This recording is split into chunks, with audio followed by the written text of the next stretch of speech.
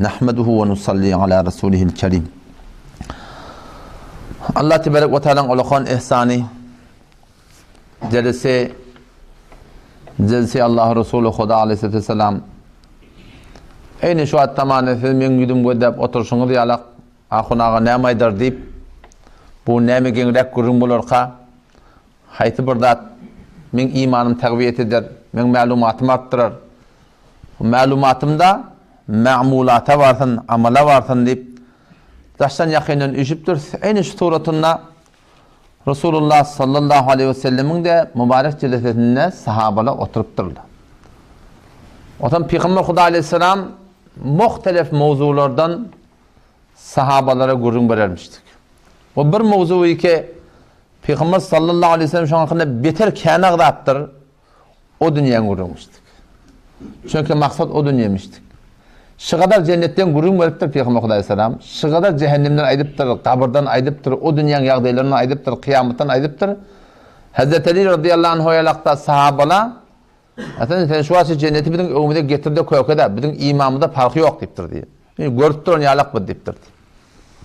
O zaman bir gün Resulullah sallallahu aleyhi ve sellem cennetin hakkında şunu ayıttı diye ala hal muşammirun lil cenne heber cenneti el çelmeyecek bağ mı deyip diye. Cenneti Peygamber Aleyhisselam övüptür. Ne yaparım? Fe innel cennete la hatara leh. Cennet bir nimeti ki hiç vakitte tökünecek değil. Ebedi bir nimet. Hiye ve rabbil Ka'be nurun yetelalla. Cennet Allah Peygamber Aleyhisselam etiye Ka'ben Hudayna kasam nurun yetelalla. Kullisi cennet bağlılık, bozsarlık bir nurani yer. Nur teçhiye diye kullen bağlarından, şakalarından, öylerinden, derlerinden, divarlarından. Ve reyhanetun tahtaz. Her yerde ak gül, kıdıl gül, sarı gül, defte güller şeyler, redif ekili. Hoşbuyu kulle cennetin içine alıglı. Ve kasrun meşid, ulukon kasırları. Allah tebarek ve teala bir kerbici, kıdıldan bir kerbici noğradan, ne kadar avadan olmasa, ulukon kasırları. Allah Teala talq koyuptur. Ve nahrun muttarid bağlarının aşağından akarlar akıp var ya, suyda akıp var ya, o bal akıp var ya, o arak şarab akıp var ya, saf sade su akıp var ya. Ve fakiatun ketiretun nerice. Tamam bağlarının meyveleri bir şekilde. Yani bir göde şeydi, yeni bir hafteden ne pişer, 2 haftadan pişer. Yozca gurun yok. Ve fakiatun ketire ken meyve. Almadan tana gerek olsa üstüne meyveler.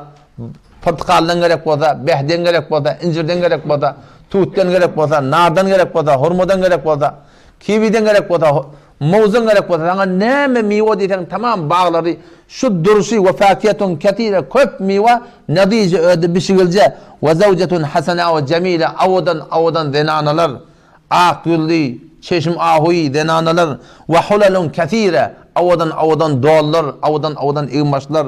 O da nameden abrişemden fi makamin abede hemişeki kalmalı yer ve nadretin fi darin aletin selime bir yapyaşırlık hemişe tağlık, talamatlık, kakılık yok, terek yok denne, peşev yok denne, emmanın derlemesi yok, emmanın derlese de o emmanından muşk bolup çıkacak şöyle bir cennet deyip Peygamber Aleyhisselam övdü.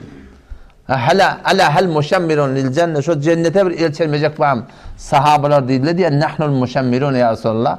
Biz el cennete elçelmemene bir teyyar. Biz çelmegir dedi. Peygamber Aleyhisselam dedi kulu inşallah. Aydın eğer Huday tevfik verse deyiptir dedi. O şu taydan şol ebedi yaşayışa gitmek maksat Müslümandı o. Maçı bekayim, çene kahim. Biz islemesek bizim başımızda ölüm mahum ebedi yaşayış şu tağda, son umidini yaşamasan, sen şu dünyanın neyemini yaşayacak ahire, şu dünyanın neyemini umid edip yaşayacak, bana hemen halka alacaklar. O zaman şol ebedi cennete umid edip yaşamar. Allah Teala şunu övüptür. Ulaike lehum rizqum ma'lum. Muşakhas, vice nimetler var diye. Vice atlar var, vice düğüler var, vice katırlar var, vice meyveler var, vice kasırlar var. Fevakihu ve hum mukramun. Meyveler var. Hala meyvanın fiilak edilecek ehli cennet şotağda. Fi cennetin na'im. Fiilak edilecek şayet derya kenarda olsun, şayet çölde olsun, şayet bir otun içinde olsun. Yok. Allah Teala ne mi diye? Fi cennetin na'im. Duruşun nimet bilen bağlıklar diye. Mufettahatul ebvab, berden baranda kapıları açılacak. Anırdan hoşbuy iyitini vuruptu. Ferişteler gelecekler kanatlarını yarıp, şeyde uçup hemmecekleri. Ve yedhulûne aleyhim min kulli bâb. Ferişteler gelecek kapılardan. Selamun aleykum, selamun aleykum deyip ehli cennete talan verecekler. Neyden çileyim? Cenneti volttular bima sabatum. Sabredildiğini direkildi. Ala sururim mutakabilin. Cennete giriyorsun her yerde tahtlar kurulu, fendeliler kurulu, kenarı derya, kenarı çeşme, kenarı ıstahır, ziri bağ, bağlan aşağınlar, tahtlan aşağınlar, otanı deyten marahim, şoförün köşklan aşağınlar. Mutakabilin, karşı karşıda oturacaklar. Yutafu aleyhim bi ke'sim min ma'in. Cennetin navcavanları gılman ma, gül yazak. Eyni marahim bir pıtırıqlı morvali ihtiyalak deyiptir Allah Teala. Gül yazak olurlar. Ten daşta öğrenen aylam tuturlar. Ne bilen? Bi ke'sim min ma'in. Cennetin şarabından doldurup getiriplerdi. Livallarını, eline midan livalları. Beyda, akça şarap diye. Leddetil şaribin. İçen adamlara beter suyucu. La fiha gavlu ve lahum yunzafun. İçen ne adam kelle takacak ya. Tamsıkacak değil. Ya kutup ya şunu istifrak edip ya yine burada edip beyde burada olacak değil. Ve indahum kasiratut tarfi. Gözünü ete oklap duran denanalar var. Gözünü ete oklap duran denanalar var. Yani fakat adamın gözü yerler. Ayn özde çeşm ahuyi. Gözleri xomar, şeyle bir avadan Allah Teala aklına ediptir. Ke ennehunne beydun meknun. Şotor morgun yumurtlasını ben göremek. Yine görünmeden şotor morgun yumurtası yalak deyiptir. Aklığı. En son aşağında beter bir avudallan yan olmalı. Şıparım bir hub surat, ak surat denanalar. Gölleri ne yaparım? Ahui. Fe akbele ba'duhum ala ba'di yetesâelun. Şu cennette otuyu kalı bir denne aralarını gurun geçenle. Bir rivayet diye kâle kâilun minhum. Cennette, ehli cennette guruna da otuyorlar. Sonra bir diye memur doğasım vardı diye, dünyada diye. Oham ne hava ne yaparım dost? Onu aytiyadı diye. İnneke leminel musaddikin. Tenşin kabul et diye o dünyaya bağ diyerle.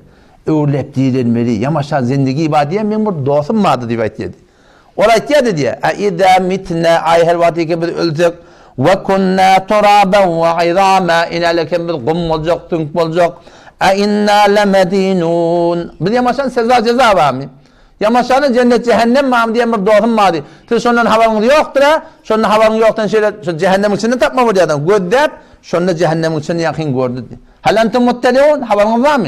Fettelaha öyle kellerin kadr koruyor. Hal cehennemin içinde ortarından lavurdap yanıptı. Sondan yan kayyudanım kâletallahi in kitte letore. Yakinli giden min helak edecektin. Velev la ni'metu rabbi. Rabbim Allah'ın bana fadlı olmasa men cehennemi olacaktım. Onu yanıp duruşunu görüp, bu tadı öğrendiğin matlarını görüp, öğreyenin öyle hoş olup, efemâ nahnu bimeyyitin. Hey biz indi çından ölmeliyim diye etiyorduk.